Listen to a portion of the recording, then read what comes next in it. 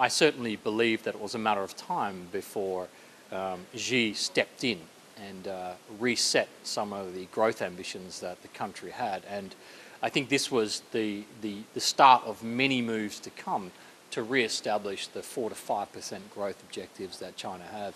In fact, tonight I'm heading back to Beijing, and I've been there now 3 or 4 times over the last few months to actually hear more about these stimulatory activities in the property sector, in the energy sector, as part of a delegation heading there this evening. What are your key questions? What do you need to be answered? Well, it's not actually questions we have, it's really understanding, and understanding the structural reforms that were announced, the 75th anniversary of the Communist Party in China.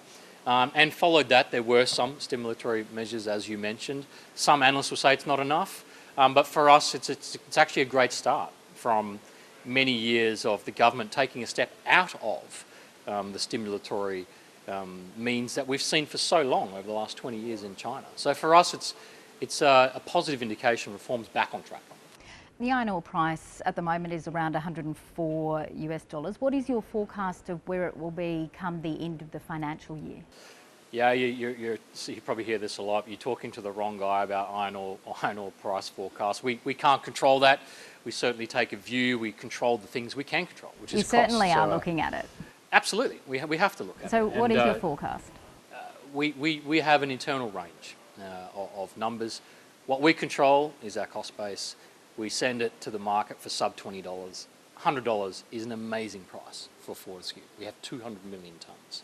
So making sure that we can see through the ebbs and flows at when the price was $90 or $80, we still had a very, very viable business. Sure, when it's above $100, $120, $130, it helps. It helps everyone who's a shareholder and has an interest in Fortescue.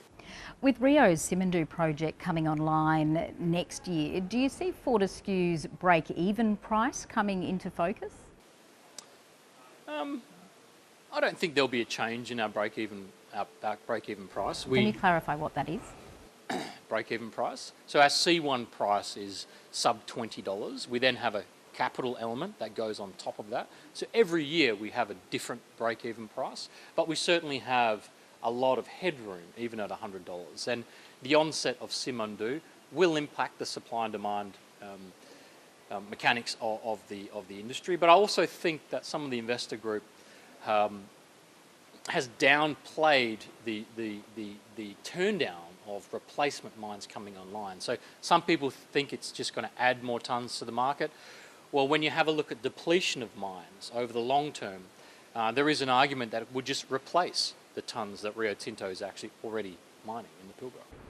Fortescue is among a number of companies to push out green hydrogen projects. When will the price of energy be cheap enough to facilitate its production?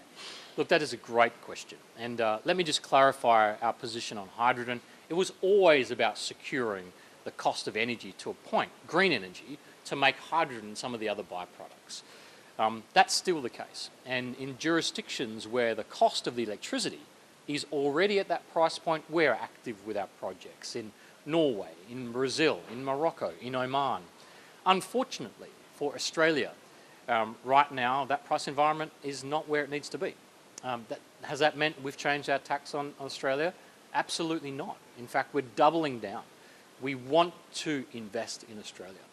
However, the investment needs to be with a more strategic partnership in mind, with politicians, with industrial leaders, with communities, wanting all to work together to get that cost of electricity down.